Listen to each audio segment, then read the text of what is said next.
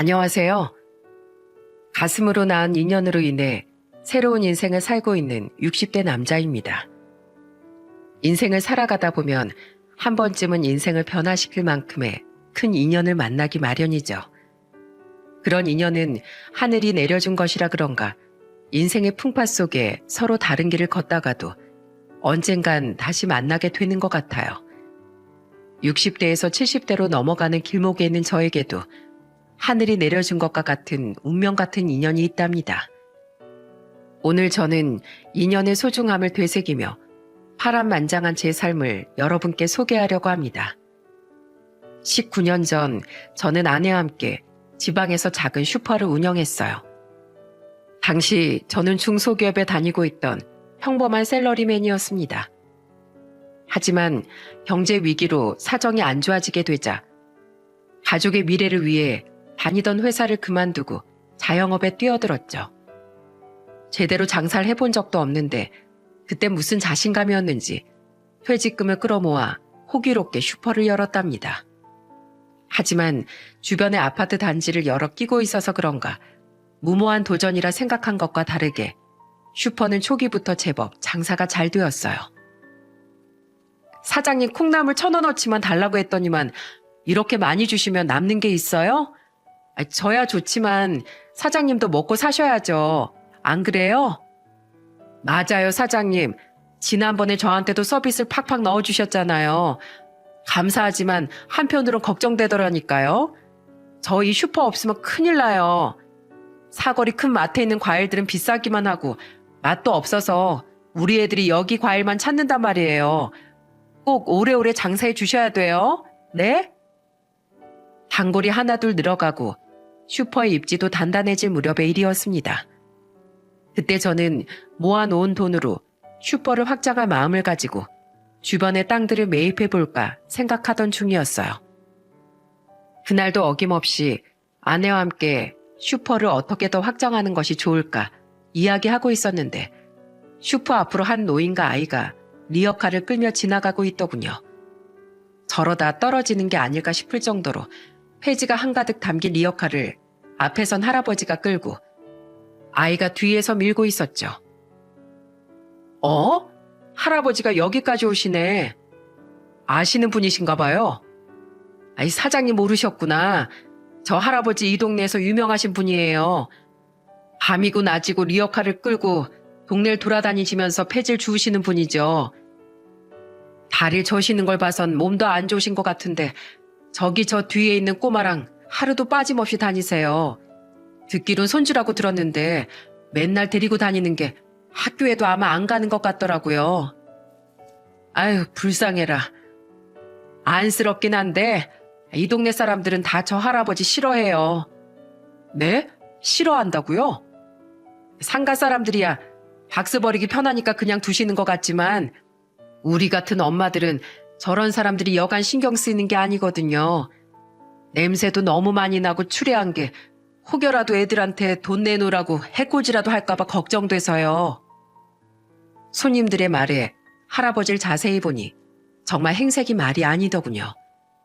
눈밑이 퀭하고 광대가 쏙 들어간 것이 며칠은 굶은 듯했고 어찌나 마르셨는지 팔과 다리는 뼈가 죄다 튀어나와 버려진 나뭇가지 같아 보였을 정도였거든요.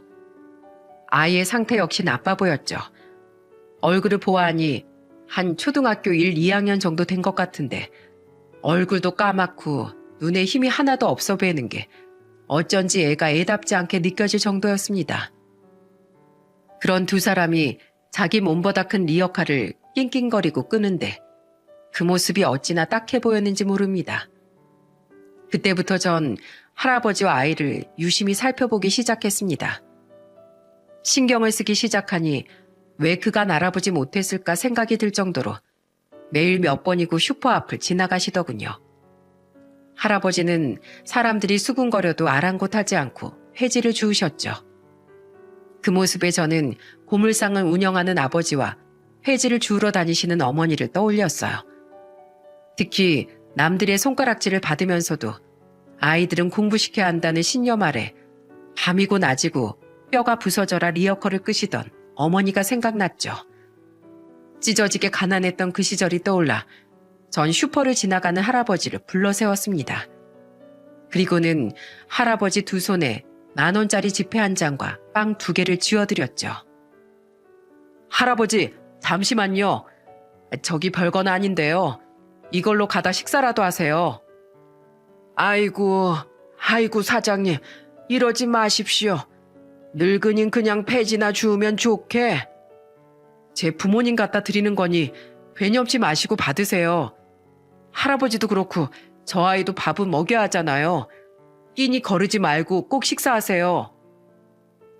하루 종일 폐지를 주워봤자 수중에 떨어지는 돈이 얼마 되지 않는다는 걸 엄마를 통해 누구보다 잘 알고 있었기에 저는 매일같이 할아버지께 돈과 주전부를 챙겨드렸죠. 처음엔 극구 사양하시던 할아버지도 제가 끈질기게 부탁하니 결국에는 받아주시더군요. 아이고, 사장님이 이리 매일 챙겨주시니 어찌 감사를 표해야 할지 모르겠네요. 할아버지, 말 편하게 하세요. 그리고 앞으로 일이 없어도 더 자주 들려주세요. 제가 말벗 해드릴게요. 세상에 이리도 감사할 때가 날 이렇게까지 챙겨준 사람은 여태껏 없었어요. 이 마음을 어찌 보답합니까? 할아버지께서 절 많이 찾아주시는 게 보답이세요. 아들 또래 친구 하나 생겼다 생각하시고 언제든 찾아오세요. 할아버진 그때부터 저희 슈퍼에 자주 들러주셨습니다. 저 아내는 슈퍼 한편에서 커피와 빵을 대접하면서 할아버지의 말벗을 자처했죠. 할아버지를 따라 들어온 아이는 처음에는 어색한지 쭈뼛거리며 거리를 두더니 나중엔 언제 그랬냐는 듯 마음의 문을 열어주었죠. 그래, 이름이 뭐라고? 경수예요. 강경수. 9살이에요. 정말? 아줌마도 딱 너만한 또래 아들과 딸이 있어. 너한텐 형이랑 누나겠구나? 형이랑 누나요? 그럼 둘이 남매인 거예요? 와, 둘이라서 재밌겠다. 맨날 같이 놀 수도 있고. 난 나밖에 없어서 심심한데. 슈퍼에 오면 아줌마가 놀아줄게. 자주 놀러와. 우와, 정말요? 정말 놀아주시는 거예요? 신난다. 아이는 저희 아내를 참 잘 따랐죠. 아내도 애들이 생각났는지 아이를 잘 보살펴 주었습니다. 저는 할아버지에게서 부모님을, 아내는 아이에게서 저희 애들을 겹쳐보며 두 사람을 진심으로 대했고 그것에 보답하듯 두 사람도 저희를 많이 의지해 주었죠. 그렇게 시간이 지난 어느 날 뉴스에서 올겨울은 유난히도 혹독하다는 예보를 계속해서 내보낼 무렵의 일이었습니다. 할아버지의 얇은 옷이 신경 쓰였던 전 뉴스가 나온 김에 월동 준비는 잘하고 계신지 여쭤보았죠. 하지만 할아버지는 손사래를 치며 체념했다는 듯이 대답하시더군요. 월동 준비는 무슨, 겨울이야 원래 추운 것이니 어쩔 수가 없지. 아니, 그래도 올겨울은 역대 최고의 한파라고 하던데 준비를 해놓으셔야죠. 뭐 준비할 것도 없어. 준비할 만한 집이 아니야. 준비할 만한 집이 아니라뇨. 그게 무슨 말씀이세요? 할아버지의 말을 의아하게 여긴 저와 아내는 이참에 할아버지 댁에 가보기로 했어요. 슈퍼에서 차로 30분을 달려 도착한 할아버지 댁은 충격적이었습니다. 외곽 중에서도 개발이 전혀 될 기미가 보이지 않는 산비탈에 중턱에 삐딱하게 세워져 있는 집은 경악 그 자체였죠. 할아버지 댁은 집이라기보단 움막에 더 가까웠습니다. 벽은 금이가 무너지기 일보 직전이었고 지붕의 슬레이트는 군데군데 떨어져 바람조차 막지 못할 정도였죠. 하지만 저희 부부가 더 경악했던 건 집안의 상황이었습니다. 천장은 온통 곰팡이에 뒤덮여 있었고 기둥이란 기둥은 죄다 썩어 새카맣게 변해 있었거든요. 그것뿐만이 아닙니다. 부엌에 들어간 아내는 요새 세상에도 아궁이가 있다며 소스라치게 놀라곤 이런 부뚜막 같은 곳에서 밥을 해드셨냐고 울먹거리더군요. 아내가 부엌에 놀랐다면 전 저대로 화장실에 놀랐습니다. 할아버지 댁 화장실이 우리 어린 시절에나 보던 그 더러운 푸세식 화장실이었거든요.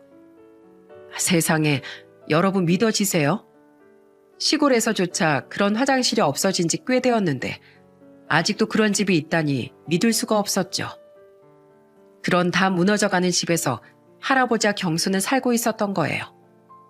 저희가 비위생적인 환경에 경악하는 걸 아시는지 모르시는지 할아버진 그래도 손님이니 대접을 해야 한다며 방으로 안내해 주셨습니다. 방 안에 있는 것이라곤 얇은 이불 하나와 몇 가지의 옷, 그리고 몇 개의 액자밖에 없었고 그마저도 온통 곰팡이가 펴서 성한 게 하나 없어 보였어요. 하지만 딱 하나 액자만큼은 새 것처럼 깔끔했죠. 액자에는 젊은 시절의 할아버지로 보이는 사람과 자식들로 보이는 세 사람이 함께 찍혀 있더군요. 저는 그 사진을 보고 할아버지에게도 가족이 있었음을 직감할 수 있었습니다. 할아버지, 실례되는 질문이지만 자제분들은 안 계시나요? 저기 벽에 걸려있는 사진을 보니 장성하셨을 것 같은데 다들 어디 사세요? 자식들? 그래, 있었지. 아들 둘에 딸 하나, 무려 셋이나 있었다네. 근데 우리 첫째 아들은 15살 때 병으로 죽고 말았어. 큰아들이 죽고 남은 둘이라도 잘 키워보자고 해서 우리가 얼마나 정성을 쏟았는지 모르네. 또 병에라도 걸릴까 노심초사하며 키웠지. 그래도 둘째 아들은 결혼해서 경술 낳고 잘 사는가 싶었는데 그 둘째조차 연탄가스 중독으로 그만 세상을 떠나고 말았다네. 다행히 경수는 우리가 돌보고 있어서 참변을 피했다마는 아들 내웬 병원에서 시름시름 앓다 결국 죽고 말았어. 잘 살아보겠다고 아둥바둥 일만 하다가 죽다니 어찌나 서글픈지 내 몇 달을 술독에만 빠져 살았다네. 그 생각만 하면 아직도 눈물이 나. 내가 전생에 지은 죄가 많았던 모양이지. 그 말씀을 끝으로 할아버지는 말이 없으셨어요. 그저 주름투성이의 손으로 눈가를 어루만지며 새어나오는 눈물을 훔칠 뿐이었죠. 그 모습에 저도 그만 울컥하고 말았죠. 할아버지, 그럼 막내 따님은요? 살아 계세요?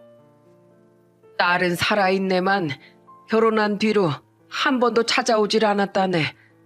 번듯한 집안의 남자랑 결혼해서 뛸 듯이 기뻤네만 그것도 다 처음뿐이었어. 사위가 날 어찌나 싫어하지 뭔가. 냄새난다, 추하다. 장인인데도 사람 취급도 않고 손가락질만 해댔지. 딸은 그래도 아비라고 감싸줄 줄 알았네만 다 내 착각이었지 뭔가. 사위 편을 들면서 일찌감치 직과 연을 끊어버렸다네. 이제 나의 그쪽 집안 사람이 다 됐어. 그럼 아내분은요? 폐렴으로 이미 오래전에 세상을 떠났지. 의사는 약을 잘 쓰면 낫는다고 병원으로 오라고 했지만 우리 형편에 약값은 무리인지라 그저 참기만 했어. 그렇게 시름시름 앓더니 결국 2달을 못 버티고 말았네. 나에게 시집 와서 고생이란 고생은 다 했는데 그렇게 허무하게 갈 줄은 몰랐어. 할아버지의 다사다난한 인생살 들으니 그간 얼마나 힘들게 살아오셨을지가 눈앞에 훤히 그려지더군요. 할아버진 그런 저를 보고는 괜찮다며 다 옛일이라며 애써 웃어 보이셨죠.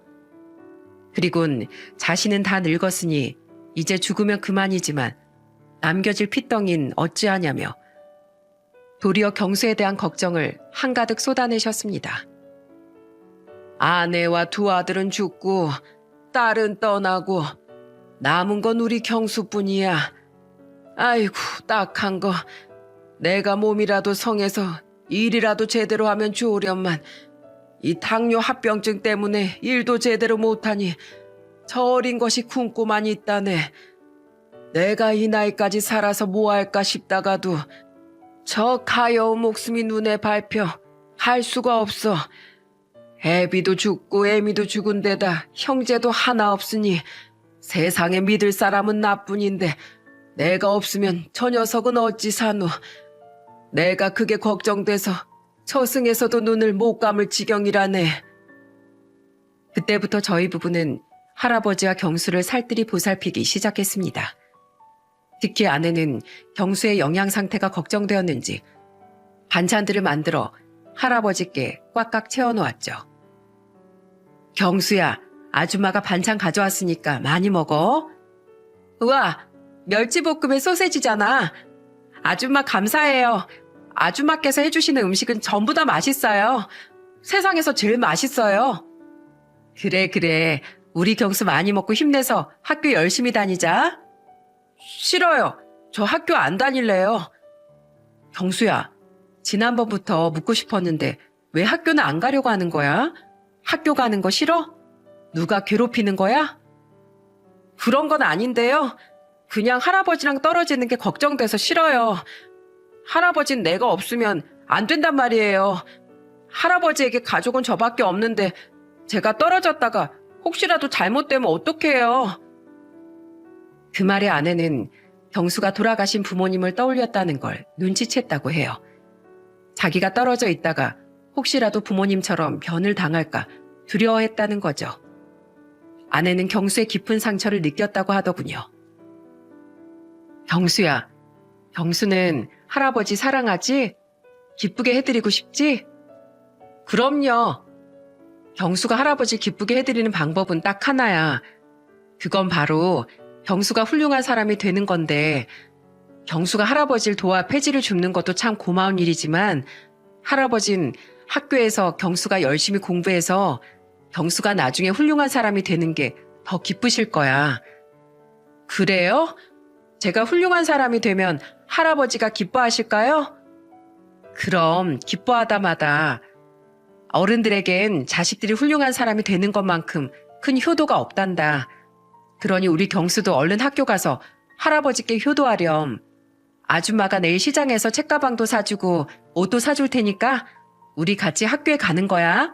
알았지? 등교를 거부하던 경수는 아내의 오랜 설득 끝에 학교를 다시 다니기 시작했어요. 아내는 경수가 밥은 잘 먹고 있는지, 학교에는 잘 적응하고 있는지 항상 신경을 썼죠. 아내가 경수의 영양 상태와 교육에 신경 썼다면 저는 할아버지의 건강과 집안 상태에 신경을 썼습니다. 겨울이 오기 전에 그 허물어가는 집을 어떻게든 해야겠다고 싶었죠. 고민 끝에 저는 가게를 확장하고자 모아뒀던 돈을 할아버지께 쓰기로 했어요. 저는 인부들을 불러 할아버지 집을 대대적으로 뜯어고치기 시작했습니다. 제 형편에 돈이 많이 든 것은 사실이었지만 그 집을 도저히 그냥 둘 수가 없었어요. 아마 사연투브 애청자 여러분들도 그 집을 직접 보게 되신다면 그냥 지나치시지 못했을 겁니다. 방 안에 쥐나 바퀴벌레가 돌아다니는 건 물론이요. 비만 오면 새는 통에 집안 곳곳 대야를 받쳐놔야 했거든요. 그러다 보니 집이 온통 곰팡이 투성이었던 겁니다. 사장님, 제가 공사를 수도 없이 많이 했는데 이런 집은 생전 처음 고쳐봅니다. 이런 다 쓰러져가는 집에 사람이 산다는 게 믿기지가 않아요. 저 어렸을 때 살았던 시골집보다 못하니 아휴 이거야 원. 그러니 잘 좀 부탁드립니다. 비바람이 쳐도 문제 없게끔 사람 사는 곳으로 만들어주세요. 그렇게 일주일을 꼬박 공사한 끝에 다 허물어가던 집은 새 집으로 다시 태어났어요. 대충 둘러보아도 눈이 떡 벌어질 정도였죠. 할아버지, 이거 보세요. 너무 하얗고 깨끗한 게 우리 집이 아닌 것 같아요. 벽이나 바닥에 곰팡이도 하나 없고 부엌도 엄청 깨끗해요. 와, 할아버지 빨리 와보세요. 이제 우리 집안에 화장실이 있어요. 야호! 밤에 화장실 가는 게 무서워서 맨날 참았는데 이젠 밤에도 갈 수 있겠다. 아줌마, 이게 정말 우리 집 맞아요? 꿈은 아니죠? 그럼 꿈 아니야. 이제부터 여기가 경수하고 할아버지하고 살 집이야. 아싸, 신난다.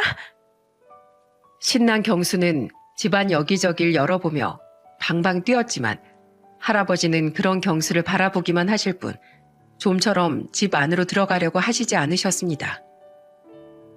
할아버지, 어서 들어가 보세요. 얼마나 좋아졌는지 보셔야죠.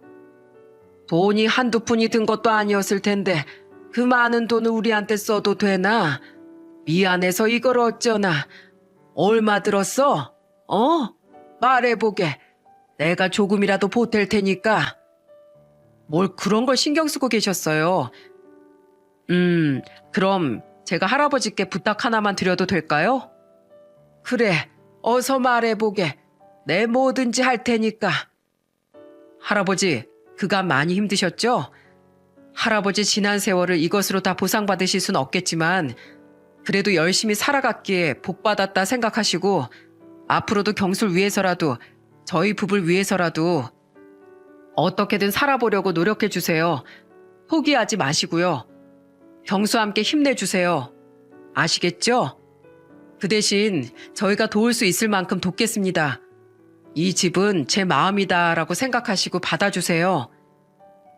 제 말에 할아버지는 갑자기 눈물을 흘리기 시작했어요. 할아버지의 눈물에 당황한 제가 안절부절 못하자 할아버지께선 주름진 손으로 제 손을 감싸주시며 연신 고개를 숙이셨답니다. 나 같은 노인네에게 마음을 써주는 것만으로도 모자라 다 쓰러져가는 초가상간을 궁궐처럼 고쳐주다니 내가 이런 복을 누려도 되는지 모르겠을 정도네. 자네에게 미안하고 또 고맙네. 정말 고마워. 저희 부부는 새 집에서 살게 된 할아버지와 경수를 보살피며 한동안 즐겁게 지냈어요. 같이 과일도 먹고 담소도 나누며 사는 이야기를 나누었죠. 할아버지께선 그때마다 저희에게 좋은 말씀을 해주셨고 저희는 그 말씀에서 삶의 지혜를 얻었습니다. 참 행복했던 시간이었어요. 하지만 행복은 오래가지 않았고 그로부터 3년 뒤 할아버진 결국 앓고 있던 당뇨 합병증으로 세상을 떠나게 되셨습니다. 경수 말로는 아침에 할아버지를 흔들어 깨워도 움직이지 않으셨다고 해요. 소리도 없이 잔잔하게 주무시듯 돌아가셨던 거죠. 그러나 할아버지가 조용하게 가신 것과 다르게 남겨진 저희는 슬픔에 소리 높여 울었습니다.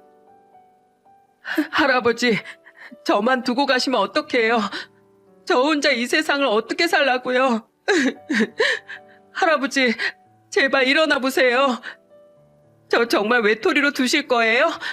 제발 저 혼자 두지 마세요. 할아버지.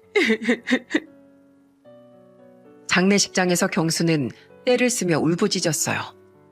저희도 졸지에 혼자가 되어버린 경수가 안쓰러워 그런 경수를 붙잡고 몇 번이고 눈물을 훔쳤죠. 저희는 품에 안긴 경수를 보면서 앞으로 어찌해야 할지 깊은 생각에 빠졌습니다. 마음 같아서야 지금처럼 품에서 놓고 싶지 않았지만 그럴 순 없었어요. 당시 저는 보증을 잘못 써는 바람에 큰 사기를 당했고 가세는 절대적으로 기울어져 있었기 때문에 경수를 키울 수 있는 형편이 되질 않았거든요. 게다가 저희에게는 이미 중학생이 되어버린 아이들이 있었기에 현실적으로 무리였죠. 저희는 결국 경수를 고아원에 보낼 수밖에 없었습니다. 경수야, 미안해. 아줌마가 널 끝까지 보살펴주지 못해서 정말 미안해. 처음 만났을 때부터 아들처럼 보살폈는데 이런 식으로 보내야 한다니 아줌마가 부끄러워서 견딜 수가 없구나. 미안해. 미안하구나. 정말 미안해. 울지 마세요.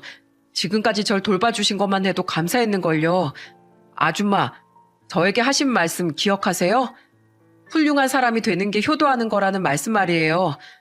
저 고아원에 가서도 열심히 공부해서 훌륭한 사람이 될 거예요.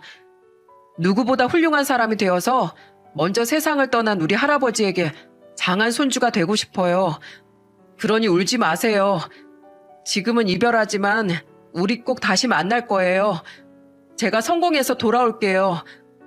누구보다도 성공해서 은혜를 갚겠습니다. 아줌마 아저씨께도 자랑스럽게 여길 수 있을 만큼요. 이제 겨우 초등학교 6학년이 된 아이라고 믿을 수 없게끔 경수는 의젓했습니다.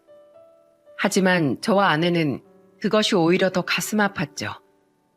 경수의 입에서 저 말이 나오기까지 얼마나 무섭고 두려웠을까요? 그럼에도 참고 견디며 도리어 아내를 달래주니 대견스러울 수밖에요. 저희는 할아버지가 없는 그 집에서 미래를 기약하며 서로 부둥켜 안고 울고 또 울었습니다.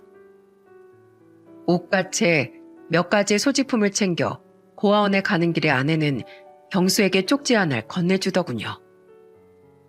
경수야, 이건 아저씨 핸드폰 번호야. 혹시라도 무슨 일 있으면 이 번호로 꼭 전화해. 일이 없더라도 아줌마가 보고 싶으면 언제든지 연락하렴. 이 아줌마가 다 들어줄게. 네, 그럴게요. 꼭 연락할게요. 경순 그렇게 말하며 저희가 사라질 때까지 손을 흔들어 주었어요. 아내는 돌아오는 차 안에서 저 어린 것이 혼자 잘 살아갈 수 있겠냐며 끝까지 보살피지 못해 미안하다며 어찌나 울었는지 모릅니다.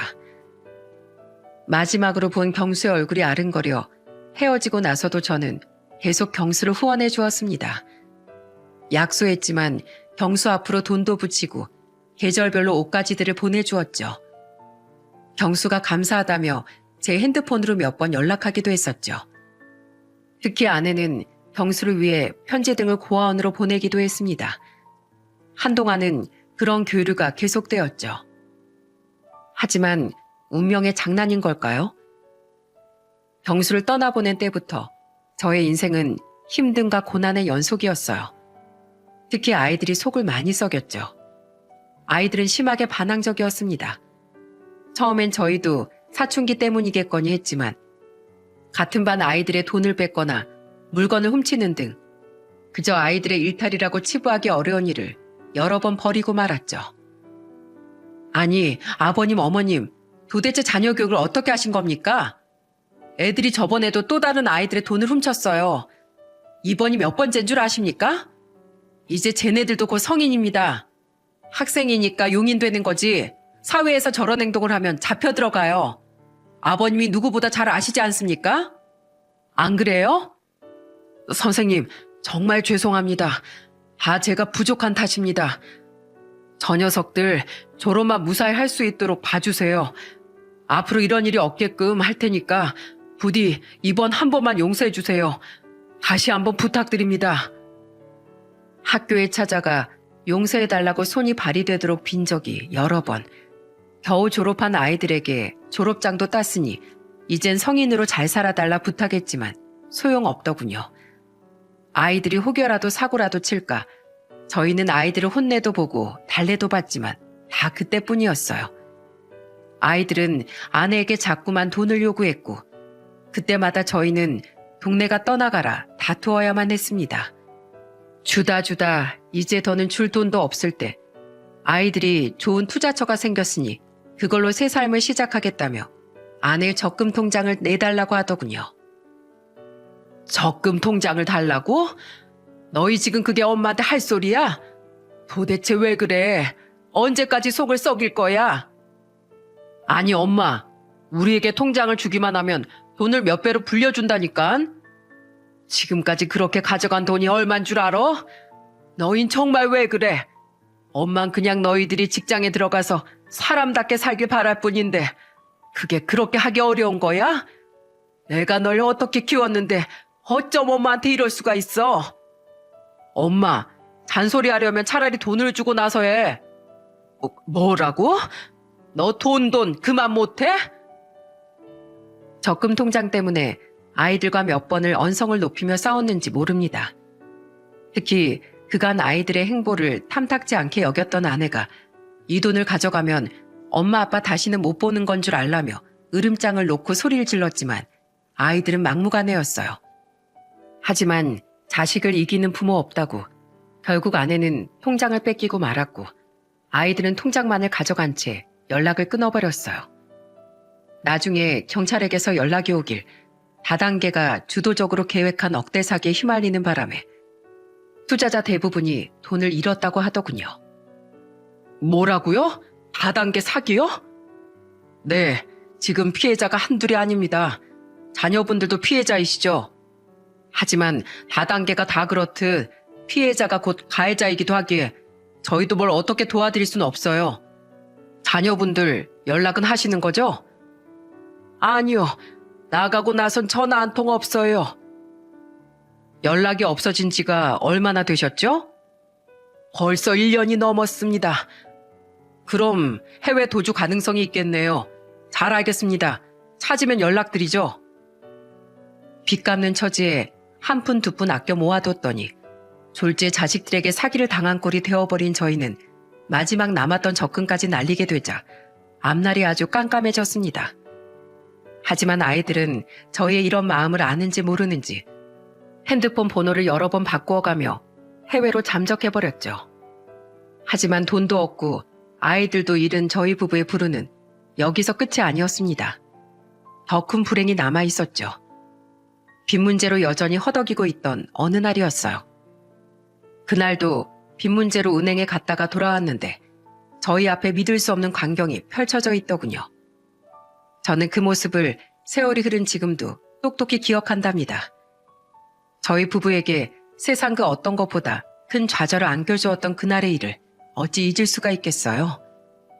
세상에, 여보, 저기 좀 봐요, 저기. 당신 왜 그래? 저기 우리 슈퍼잖아요, 슈퍼. 우리 슈퍼가... 이게 뭐야? 우리 슈퍼가 불타고 있잖아. 119 불러, 빨리! 문을 닫을 때만 해도 멀쩡하던 슈퍼가 어찌된 일인지 불길에 휩싸여 활활 타오르며 하나둘 무너지고 있는 것이 아니겠어요? 저의 신고로 119가 오고 불은 곧 진압되었지만 이미 슈퍼는 새까맣게 타버린 뒤였습니다. 저와 아내는 잿더미로 변해버린 슈퍼 앞에 주저앉아 땅을 두드리며 오열했지만 지나간 시간은 되돌릴 수 없었죠. 이게 무슨 일이야? 세상에 이럴 순 없어. 이럴 순 없다고. 저기에 우리의 피와 땀이 다 있었는데 이렇게 허무하게 날릴 순 없어. 여보, 우리 이제 어떻게 살아요? 이제 어쩌냐고요? 방화로 추정된다며 경찰이 수사에 나섰지만 저의 피와 땀이 담긴 슈퍼를 태운 방화범을 끝끝내 찾을 수는 없었습니다. 그렇게 슈퍼에 불이 난 지도 몇 달, 수사도 진전 없이 흐지부지 되어 사람들 사이에서 저희 슈퍼가 슬슬 잊혀갈 때쯤 결국 저희는 빚과 생활비를 감당하느라 집을 팔고야 말았죠. 허름한 반지하 방을 겨우 얻어 길거리에 나앉은 것만 간신히 피했을 뿐 저희의 상황은 절망적이었어요. 돈은 돈대로 나갈 때가 많은데 수입이라곤 한 푼도 없으니 점점 생활이 쪼들려갔죠. 그때부터 아내는 시름시름 앓기 시작했습니다. 병원에서는 화병인 것 같다고 하더군요. 하기야 재산도 잃고 자식도 잃고 마지막에 남은 슈퍼까지 잃었으니 제정신을 유지하는 게 더 이상했죠. 아내는 점점 움직이지 못하다가 결국엔 아예 자리에 몸져 누워버렸죠. 저는 막노동을 하면서 병든 아내를 어떻게든 보살피려고 노력했지만 나이가 들었는지 그것도 쉽지 않았습니다. 그렇게 하루하루 버티며 겨우겨우 살아가고 있을 때 휴대폰으로 한 통의 전화가 걸려오더라고요. 아저씨, 누구세요? 아저씨. 수화기 너머의 남자는 아저씨 소리만 되풀이하며 울기만 하더라고요. 다른 말은 일절 없이 그저 울기만 하는 것에 답답해하고 있는데 남자가 아주 뜻밖의 소리를 하더군요. 그때 제가 어찌나 놀랐는지 모릅니다. 가슴이 어찌나 요동치는지 심장 소리가 밖으로 다 들릴 것만 같았죠. 아저씨, 저 경수예요. 그때 아저씨가 도와준 할아버지 댁 손자 강경수요. 아저씨 저 기억하세요? 경수? 너 경수 맞아? 우리 경수가 맞아? 네, 맞아요. 저 강경수예요. 아저씨 그동안 잘 지내셨어요? 아이고 세상에. 이놈아, 너 왜 이렇게 연락 한 통 없었어? 내가 네 연락을 얼마나 기다렸는지 알아? 10년 전에 연락하고 그 뒤로 왜 연락하지 않았던 거야? 이 아저씨가 서운하다, 너무 서운해. 아저씨 죄송해요. 저 아저씨에게 좋은 모습만 보이고 싶었거든요. 내가 돌본 녀석이 이렇게 컸다며 자랑스러워 하실 정도로 멋진 모습이 될 때 가야겠다. 그렇게 스스로 다짐했기 때문에 연락하는 게 늦어졌어요. 늦게 연락드려서 죄송해요. 아니다. 지금이라도 잊지 않고 연락해줘서 정말 고맙구나. 그래, 어디냐? 와서 밥이라도 한 끼 먹자꾸나. 아저씨가 네 얼굴 좀 보자. 어? 그럴게요. 지금 가겠습니다. 조금만 기다려보세요. 경수는 음료수니 과일이니 양손 가득 선물을 사서는 제가 보내준 주소를 따라 다음날 점심때 집에 방문했어요. 오랜만에 만난 경수는 얼굴도 남자다워지고 키도 많이 큰 게 세상 멋있어졌더군요. 그때 꼬맹이 경수가 이렇게나 잘 자라다니 정말 감격스러웠죠. 하지만 제가 경수의 얼굴과 어깨를 이리저리 만져보며 감회에 젖어 있을 때 경수는 변해버린 저의 모습을 보고 충격을 받은 것 같더군요. 아저씨, 왜 이런 곳에서 계세요? 집이랑 슈퍼는 어쩌고요? 그간 무슨 일이 있으셨어요? 어쩌다 보니 그렇게 됐다. 이미 지나간 일이니 걱정 말고 표정 풀어라. 이젠 아저씨 괜찮다. 제가 멋쩍게 웃으며 말을 돌리려 해봐도 소용없었죠. 설명해 주세요. 어떻게 된 일인 거예요? 예? 별거 아니다. 그냥 내가 바보처럼 보증을 잘못 써서 빚을 졌을 뿐이야. 그 일로 집이 기울고 결국 널 끝까지 돕지 못하고 떠나보냈어. 그걸로 내가 벌을 받은 모양이다. 벌이라뇨. 그런 말씀 마세요. 그 누구보다 선하게 사셨는데 벌이라뇨. 빚으로 허덕이고 있을 때 사랑으로 키운 자식들이 그가 모은 돈을 사기로 날려버리더니 해외로 도망쳐버렸어. 여태껏 연락조차 한 통 없구나. 그럴 수가. 게다가 설상가상으로 슈퍼까지 불타고 말았단다. 경찰은 방화라고 하던데 결국 그 범인을 잡지 못했지. 지금은 막노동 일도 하며 어떻게든 돈을 벌고 있다마는 그것도 늙어서 쉽지가 않아. 아내도 영 몸이 좋질 않으니. 아주머니가요? 아주머니 지금 어디 계세요? 눈물을 참던 경수는 병상에 누워있는 아내를 보고는 결국 울음을 터뜨리고야 말았어요. 아주머니, 저예요. 경수예요. 아주머니께서 그렇게 아껴주셨던 강경수요. 우리 경수 왔니? 경수야, 아줌마가 우리 경수 정말로 보고 싶었단다. 제가 왔는데 왜 누워 계세요? 어디가 아프세요? 그렇게 건강하셨는데 왜 못 일어나고 계세요? 네?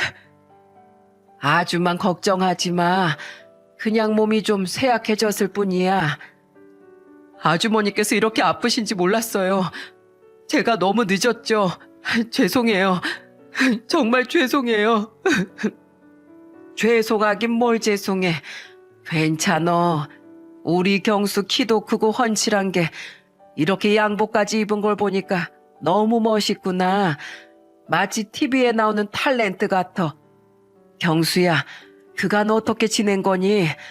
울지 말고 이 아줌마한테 이야기 좀 들려줘. 그래, 경수야. 그리고 잊지만 말고 이리 와서 앉아봐라. 어찌 살았는지 듣고 싶구나. 그렇게 경수는 저희 곁에서 그간의 이야기를 들려주었습니다. 경수는 고아원에서 열심히 공부한 끝에 서울에 있는 상위권 대학에 진학했다고 하더군요. 학교를 좋은 성적으로 졸업하자 대기업에서 높은 연봉을 제안받았고 마침 좋은 기회라고 생각해 곧장 입사했다고 합니다. 그렇습니다. 그때의 약속을 잊지 않은 경수는 회사에서 첫 월급을 타자마자 저희에게 연락해 온 것이었어요. 우리 경수 서울에서 좋은 학교도 나오고 이름난 대기업에도 다니고 정말 기특하다 기특해. 아줌마 말이야. 우리 경수가 이렇게도 잘 자라주어서 너무나도 기뻐. 아줌마 말 듣고 끝까지 포기하지 않고 살아가줘서 정말 고맙구나. 널 그렇게 보내고 마음에 지울 수 없는 응어리가 졌었는데 이젠 죽어도 여한이 없어, 경수야. 헤어지고 나서 많이 힘들었지? 그래도 아줌마 믿고 열심히 살아줘서 고마워. 아주머니, 그런 말씀 마세요. 제가 더 고맙죠. 절 사람답게 만들어주셨잖아요. 있잖아요. 사실 저 아주머니가 어릴 적에 사준 책가방이랑 옷 하나도 안 버렸어요. 저 고아원에 있을 때 보내주신 편지도 가지고 있어요. 전부 다 그대로 갖고 있어요. 그것뿐만이 아니에요. 아저씨가 절 위해 붙여주신 돈, 그것도 한 푼도 안 쓰고 그대로 갖고 있어요. 아니 왜? 경수 먹고 싶은 것도 먹고 사고 싶은 거 사라고 보내준 돈인데 쓰지 그랬어. 아저씨가 주신 돈을 제가 어떻게 써요? 전 그 돈을 도저히 쓸 수가 없더라고요. 그 돈을 쓰면 저에게 보내주신 마음이 신기루처럼 사라질 것 같았어요. 그래서 그냥 편지와 함께 차곡차곡 모아만 놨어요. 경수야. 고아원에서 매일 밤 편지랑 돈을 보면서 공부했어요. 만나러 가고도 싶고 전화도 걸고 싶었지만 꾹 참았어요. 언젠가 다시 만날 날을 기약하면서요. 공부 열심히 해서 훌륭한 어른이 되면 그때 떳떳하게 만나자고요. 그런데 이렇게 두 분이 이렇게 힘들고 아프신 줄 알았다면 먼저 연락할 걸 그랬어요. 죄송해요. 제 고집에 너무 늦게 연락드린 것 같아요. 저희 앞에서 또다시 눈물을 터뜨리는 경수를 보며 저와 아내도 결국 울고 말았어요. 그때 어린 녀석이 저런 생각을 하며 살아왔다니 그 기특한 마음에 눈물이 나지 않을 수가 없었죠. 그래, 우리 경수 이제 다 컸으니 아저씨랑 술이나 한잔할까? 술은 자고로 어른한테 배워야 진짜인 거야. 네, 오늘 저에게 술을 제대로 찐하게 가르쳐주세요. 좋아, 이 아저씨가 잘 가르쳐주마. 경수야, 막걸린 먹을 줄 알아? 그날 저와 경수는 아내 옆에서 막걸리를 마시면서 사는 이야기를 나누었죠. 저는 할아버지가 생전에 저희에게 그러했던 것처럼 경수에게도 좋은 이야기를 많이 해주었습니다. 할아버지에게서 저에게로, 저에게서 경수에게로 이어지는 삶의 지혜가 우리의 밤을 오래도록 밝혀주었죠.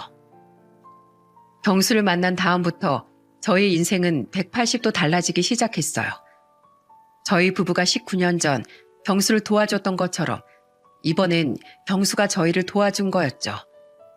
먼저 경수는 아내를 지역에서 이름난 병원으로 데리고 갔습니다. 돈이 많이 드니 그러지 말라고 제가 한사코 말려도 아주머니 건강보다 중요한 건 없다며 듣질 않았어요. 약으로 버티던 아내는 병원의 집중치료를 받게 되니 눈에 띄게 좋아졌습니다. 처음엔 숟가락 하나 까딱 못했던 몸이 점점 움직일 수 있게 되었고 나중엔 조금이나마 걸을 수 있게 되었거든요. 아내가 병원에서 치료를 받는 동안 경수는 저를 부동산에 데리고 갔어요. 그리곤 봐둔 곳이 있다며 저에게 집 한 채를 보여주었죠. 평수는 넓지 않았지만 저와 아내가 살기엔 알맞은 집이었어요. 경수야, 그러지 마라. 아무리 지방이라지만 그래도 한두 푼도 아닌데 이러면 이 아저씨가 미안해서 고개를 들 수가 없어. 모처럼 높은 연봉을 받는데 저축을 좀 더 하지 그러니, 어? 아저씨, 저 어렸을 때 살았던 집 기억하세요? 쥐랑 벌레가 친구였을 정도로 다 쓰러져가는 집이요. 어두워지면 화장실도 무서워서 못 가고 꾹 참아야 했던 그 집 말이에요. 그걸 아저씨가 다 고쳐주셨잖아요. 저희 할아버지 사람답게 살 수 있도록 만들어주셨잖아요. 이제 제가 그 은혜를 갚을 차례예요. 아저씨, 너무 그러지 말고 받아주세요. 네? 경수야, 우리가 이걸 받아도 되겠니? 그럼요, 당연하죠. 아저씨는 받을 자격이 충분하세요. 게다가 아주머니께서 건강하시려면 좋은 환경에 있으셔야 하잖아요. 다 아주머니를 위해서다 생각하고 받아주세요. 정말 고맙구나. 정말 고마워. 아유, 우리 아저씨 이렇게 눈물샘이 약해지셔서 어떡해요. 울지 마시고 어서 사인하세요. 제가 다 도와드릴게요. 그것뿐만이 아니에요. 경수는 집 근처에 그때 저희 슈퍼만큼의 규모는 아니지만 작은 규모의 슈퍼도 차려주었습니다. 크기는 작았지만 다시 한번 사장이 되었다는 생각에 저는 정말 뛸 듯이 기뻤어요. 과거로 다시 돌아가는 듯한 느낌에 몸까지 젊어지는 기분이 들 정도였죠. 경수야, 내가 다시 사장이 됐다는 게 믿기질 않는구나. 아저씨 재능을 썩히시면 안 되죠. 내가 잘할 수 있을까? 에이, 걱정 마세요. 아저씨만큼 장사에 재능이 있으신 분도 없어요. 아저씨, 지금은 제가 직장 때문에 멀리 떨어져 있지만 그래도 일 도우러 종종 내려올게요. 그때처럼 저에게 또 좋은 말씀 많이 해주세요. 네? 너무 오랜 시간 동안 장사를 안 해 감을 다시 찾을 수 있을까 걱정했던 우려와 다르게 두 번째 슈퍼 역시 장사가 잘 되었어요. 이런 불경기 속에서 감사하게도 동네 그 어느 가게보다 바쁘게 돌아가고 있죠. 아내 역시 몸 상태가 완전히 좋아져서는 이제 종종 슈퍼일을 도우러 나옵니다. 제가 나오지 말라고 해도 아내는 집에 있는 게 더 답답하다고 하더군요. 저는 슈퍼에서 이리저리 바쁘게 움직이는 아내를 볼 때마다 한창 때 아내가 생각나 주책맞게도 자꾸 눈물을 흘리고 한답니다. 아이고, 당신 나이 먹더니 눈물샘이 많이 약해졌네. 남자들도 갱년기 온다고 하더니만 남성 갱년기 뭐 그런 거야? 아니, 난 그냥 당신이 이렇게 다시 움직이니까 너무 좋아서 그래. 내 몸은 걱정하지 마. 경수 덕에 몸도 가뿐한 게 오히려 예전보다 더 힘차게 일할 수 있을 정도야. 아이고, 세상에. 이 양반이 울지 말라고 했더니만 더 우네. 요새 저희 부부는 주중엔 일하고 주말엔 경수와 만나 나들이를 나가기도 하며 시간을 보내고 있답니다. 그 시간이 얼마나 값지고 귀한지 지난날의 아픔이 다 씻겨져 내려가는 것만 같았어요. 경수 덕에 저희가 제2의 인생을 살고 있는 셈이죠. 그런데 말이에요. 얼마 전 경수가 갑자기 말도 없이 결혼할 신부감을 데리고 오더군요. 좋아하는 사람이 있다는 말을 하긴 했지만 결혼까지 생각할 줄은 몰랐죠. 깜짝 방문에 저희 부부가 놀라 굳어졌는데 경수가 다짜고짜 무릎을 꿇는 게 아니겠어요? 아이고, 경수야, 뭐 하는 거야? 왜 갑자기 무릎을 꿇는 거니? 아버지, 어머니. 뭐? 저는 귀를 의심했어요. 믿을 수가 없었죠. 경수가 저희를 아저씨 아줌마가 아니라 아버지 어머니라고 불렀으니까요. 절 받아주시면 안 될까요? 이제부터 두 분을 아저씨 아줌마가 아니라 아버지 어머니처럼 모시고 싶어요. 사실 전 어릴 때부터 항상 그렇게 생각해왔어요. 이분들이 정말 내 진짜 아버지 어머니면 좋겠다. 그럼 내가 평생을 효도하며 살 텐데 하고요. 처음 만났을 무렵부터 지금까지 두 분과 가족이 되는 것을 수백 번, 아니 수천 번도 더 상상했어요. 아이고, 경수야, 당연하지. 우리도 널 자식처럼 여기고 있어. 이 아줌마가 가슴으로 낳았다고 생각하면 널 돌받는 걸. 알아요. 피 한 방울 안 섞인 저에게 가족 같은 정을 베풀어 주신 걸 누구보다 잘 알죠. 그렇게 두 분을 언제까지고 남처럼 부를 수는 없어요. 저에게 가족은 이제 아저씨 아줌마뿐이에요. 절 받아주세요. 저를 아들로 받아주시고 저희의 결혼을 허락해 주세요. 혼주석에 앉으셔서 저희를 위해 화촉을 밝혀주세요. 제가 그 화촉을 평생의 진리 삼아 따라가겠습니다. 그래야지. 우리가 당연히 해줘야지. 넌 우리 아들이나 다름없다. 그래, 경수야. 우리가 네 화촉을 밝혀주마. 감사합니다. 아버지, 어머니. 제 절 받으세요. 아들이 큰절 한번 올리겠습니다. 아버님, 어머님, 제 절도 함께 받으세요. 앞으로 며느리로서 경수 씨 못지않게 두 분을 열심히 모실게요. 경수는 저희에게 혼주석에 앉아달라고 부탁하더군요. 큰절을 올리는 모습이 어찌나 남자답고 의젓해 보이던지 저와 아내는 며느리 될 사람을 눈앞에 두고 주책맞게 눈물을 보이고 말았죠. 이렇게 눈물샘이 약해져서야 경수 결혼식에서도 펑펑 우는 게 아닌가 걱정이 될 지경이었답니다. 결혼식 날짜는 겨울이 지나고 개나리가 필 때쯤으로 정했습니다. 한복이니 혼수니 물건을 고를 땐 그날이 올까 싶었는데 이제 그것도 몇 달 남지 않았네요. 만약 그날 제가 다른 사람들처럼 할아버지와 경수를 외면하였다면 제 미래는 어떻게 되었을까요? 제가 할아버지를 남들처럼 냄새난다, 더럽다 없인 여기고 아내가 경수를 나 몰라라 내팽개쳤다면 우린 우리에게 찾아온 기적을 그냥 지나쳤을지도 모릅니다. 하지만 저와 아내가 할아버지와 경수를 사랑으로 보듬고 도와주었기에 우리는 서로에게 기적을 일으키는 소중한 인연으로 남을 수 있었죠. 그러니 여러분들도 주변에 있는 누군가를 사랑으로 돌봐주세요.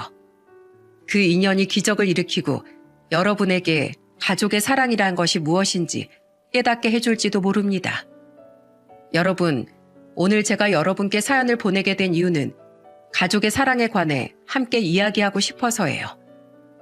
저는 삶의 풍파들을 겪으면서 돌발 상황과 시련 속에서도 가족과의 연결고리가 있다면 그 어떤 어려움도 극복해낼 수 있다는 걸 깨달았답니다. 그것이 비록 피 한 방울 섞이지 않은 가슴으로 낳은 자식이라 하여도 말이죠. 저희 부부가 과거를 딛고 일어나 한 가정의 가장으로서 살아가려는 경수를 지지하듯 이야기를 들어주신 여러분께서도 우리 아들의 새로운 출발에 응원을 보내주셨으면 좋겠습니다. 경수와의 인연으로 제 삶에 평화가 찾아와 준 것처럼 여러분들의 가정에 행복과 평화가 깃들길 바랍니다. 제 긴 사연을 들어주셔서 정말 감사합니다.